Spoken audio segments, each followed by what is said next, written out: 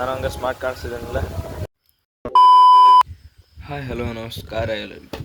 ನಾನು ಬೆಳಗ್ಗೆದ್ದು ಯಥಾವತ್ತಾಗಿ ಹೋಗಿದ್ದೆ ಬನ್ನಿ ಗಿಡಕ್ಕೆ, ಮುಗಿಸ್ಕೊಂಡು ಸ್ನಾನ ಪೂಜೆ ಎಲ್ಲ ಮುಗಿಸ್ಕೊಂಡು ಮತ್ತೆ ರೆಡಿಯಾಗಿ ಹೊಂಟಿದ್ದು ಬಿಲ್ಪತ್ರೆ ತರೋದಕ್ಕೆ. ನಾನು ನಮ್ಮ ಮಾವ ಇಬ್ಬರು ಹೊಂಟ್ವಿ. ಸೊ ಇದ್ರ ವಿಶೇಷತೆ ಏನಂದರೆ, ಹುಣ್ಣಿಮೆ ದಿನ ನಮ್ಮ ಮನೆಯಲ್ಲಿ ಅಪ್ಪಾಜಿಯವರು ಪಾರಾಯಣ ಮಾಡ್ತಾರೆ.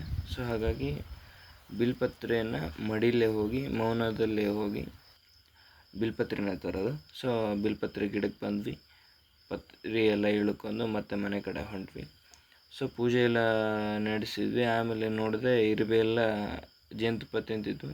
ಮತ್ತೆ ಮುಗಿಸ್ಕೊಂಡು ಹೂವಿನ ಹಾರ ತಂದಿದ್ರು.